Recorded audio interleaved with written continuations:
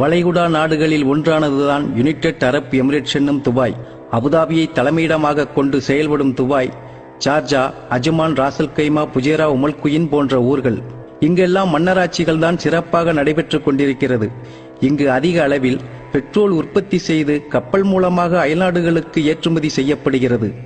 இதற்கு அடுத்தபடியாக கட்டிடம் கட்டுமான பணிகள் இங்கு அதிக எண்ணிக்கையில் நடைபெற்றுக் கொண்டிருக்கிறது. தனியார் கம்பெனிகள் மூலம் கட்டிடத்தின் உரிமையாளரிடம் ஒப்பந்தம் செய்து கொண்டு வேலையை தொடங்குகிறார்கள். இந்த வேலைக்காக இந்தியா, பாகிஸ்தான், பங்களாதேஷ், பிலிப்பைன்ஸ், எகிப்து, அமெரிக்கா, இங்கிலாந்து, இலங்கை போன்ற நாடுகளில் இருந்து கட்டிடக்கலையில் கைதேர்ந்த வல்லுநர்களையும் கட்டிடம் கட்டும் தொழிலாளர்களையும் ஒப்பந்த அடிப்படையில் இங்கு வரவழைக்கப்பட்டு பணியில் அமர்த்தப்படுகிறார்கள். இங்கு எல்லா துறைகளிலும் அதிக அளவில் இருப்பவர்கள் இந்தியர்களே என்பது குறிப்பிடத்தக்கதாகும். இவர்கள் பெற்றெடுத்த தாய் தந்தையரையும் அன்பான மனைவி மக்களையும் உற்றார் உறவினர்களையும் விட்டு பிரிந்து ஆயிரக்கணக்கான மைல்களுக்கு அப்பால் அலைகடல் தாண்டி வறுமை, கடன், கஷ்டம் என்ற ஒட்டுமொத்த சுமையோடு இங்கு தனிமரமாய் புறப்பட்டு தன்னம்பிக்கையோடு வருகிறார்கள். நமது இனிய தாய்மொழி தமிழ் மொழி மட்டும் தெரிந்து வருபவர்கள் இங்கு உள்ள பாசைகள் புரியாமல் தொடக்கத்தில் தடுமாறினாலும் காலப்போக்கில் பாசைகளையும் படிப்படியாக கற்றுக்கொண்டு வேலை திறமைகளையும் வெளிப்படுத்துகிறார்கள். சாதாரண லேபர் வேலைக்கு வந்தவர்கள் கூட பதவி உயர்வு பெற்று இன்று நல்ல நிலையில் இருப்பவர்களும் இங்கு ஏராளம்.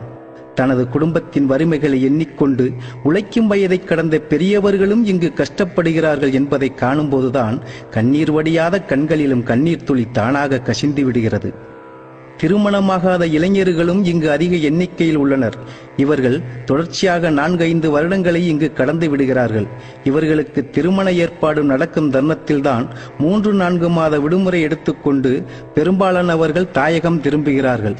இந்த குறைந்தபட்ச விடுமுறை நாட்களுக்குள்ளேயே தனது வாழ்க்கை துணைவியை தேர்ந்தெடுத்து உற்றார் உறவினர் முன்னிலையில் திருமணமும் இவர்களுக்கு நடந்தேறுகிறது. இல்லறம் காணும் தம்பதியர் நல்லறம் காணும் முன்னே விடுமுறை நாட்களும் நகர்ந்தோடி விடுகிறது. குடும்ப தேவைக்கு போதிய வருமானம் நமது தாயகத்தில் கிடைக்காததால் மீண்டும் அரபு நாடு செல்ல வேண்டிய கட்டாயம் ஏற்படுகிறது. திருமணத்தில் இணைந்த இளஞ்சோடிகள் வாழ்க்கையில் ஒருவர் மனதை ஒருவர் புரிந்து கொள்ளாத நிலையில் பிரிவை சந்திக்க வேண்டிய சூழ்நிலை உருவாகிறது. தனது மனைவியை விட்டு வந்த மனக்கஷ்டத்தோடு மறுபடியும் இங்கு வேலையை தொடங்குகிறார்கள் பணக்கஷ்டத்திற்காக. இவர்கள் மீண்டும் தாயகம் திரும்ப 2 அல்லது 3 ஆண்டு காலம் கூட ஆகலாம். அதுவரை தொலைபேசி மூலமாகவே இவர்கள் பாசத்தை பரிமாறிக்கொள்கிறார்கள்.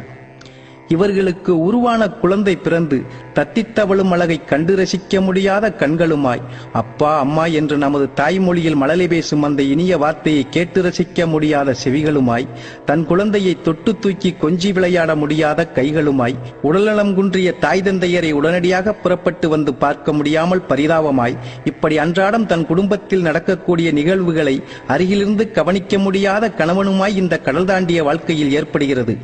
இங்கு சுட்டரிக்கும் சூரியனின் தாக்கத்தை எதிர்கொண்டு வேலை என்னும் போர்க்களத்தில் வேர்வை சிந்தி உழைப்போரின் வேதனைகளை படம் பிடித்து காட்ட வேண்டும் என்பதே எனது நீண்ட நாள் ஆசை.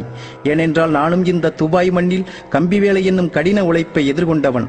நானும் உங்களில் ஒருவனே. நாம் எல்லோரையும் காப்பவன் இறைவனை. உடலை நடுங்க வைத்து உறைய வைக்கும் குளிரிலே மன உறுதியோடு களமிறங்குகிறார்கள் கட்டிடத்தின் பணியிலே. வேலை செய்யும் வேகத்திலே குளிரும் மிரண்டோடுகிறது வெகு தூரத்திலே. கட்டிடத்தின் சாரத்திலே கால் வைத்து நிற்க வேண்டும் 30 மாடியின் ஓரத்திலே. இப்படி ஆபத்தான வேலைகளையும் இவர்கள் அன்றாட வாழ்வில் சந்திப்பது சகஜம். இந்த வாழ்க்கை துபாய் நாட்டில் மட்டுமல்ல, அரபு நாடுகளான சவுதி, மஸ்கட், பஹ்ரைன், கத்தார் போன்ற நாடுகளிலும் இதே கஷ்டத்தை தான் நமது தொழிலாளர்கள் எதிர்கொள்கிறார்கள்.